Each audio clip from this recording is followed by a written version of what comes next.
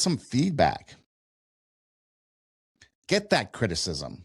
Hopefully it's constructive. But again, remember, what people say to you, you can control how it affects you. Take what you want, forget the rest. One of the things you do in English is peer review, right? In peer-reviewed papers, you write something and you send it out there, and then other colleagues or students or whatever your peers are, they will review it, criticize it. Hopefully that's constructive criticism, but they will tell you what's wrong basically with your paper. And then you take that back and you rewrite it, and boom. Hopefully now you're good to go, right? But you've taken that constructive criticism and you've created it. You've created something better. So use that criticism, use that judgment, overcome that failure, use that failure. Okay. Didn't work this time. I know not to do it that way. Let's do it another way. And obviously the greatest analogy to this is sports, right? You look at Michael Jordan, all the game-winning shots he's made, or Kobe Bryant, all the game-winning shots he's made. It's always, winners want the ball, right? There was a story about Casey Jones and the Boston Celtics. He was a coach. They're playing a game, and the other team was keen on Larry Bird that was having a big game. The other team was winning down to the final shot, and Casey Jones draws up this play, and Larry Bird's going to be the decoy, and then Larry Bird looks at the coach and says, I'll make the shot. And then Casey Jones is like, okay, he'll make the shot. And they gave him the ball, and he made the shot. But again, how many times did Larry Bird get the ball and not make the shot? Because we remember the successes a lot more than we do the failures, but it's the failures that get us to the success.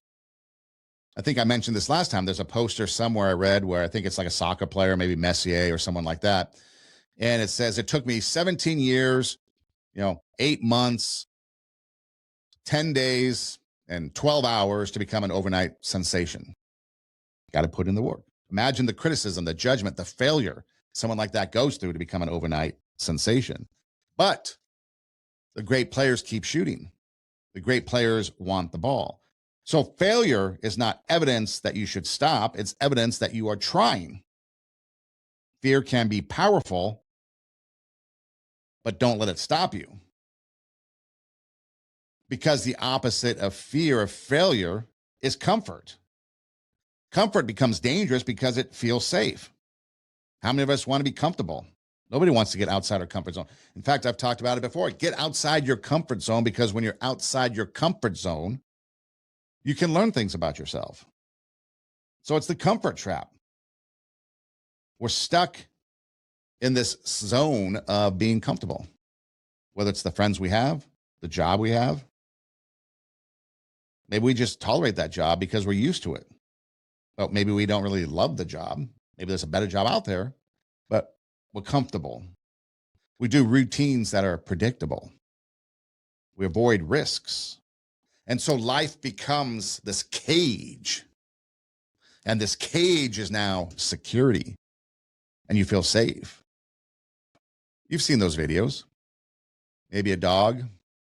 Maybe it's been abused. It's in a cage, and now it's been rescued. And open the cage door, and they just wait for the dog to come out, and the dog won't come out. Because the cage is comfortable.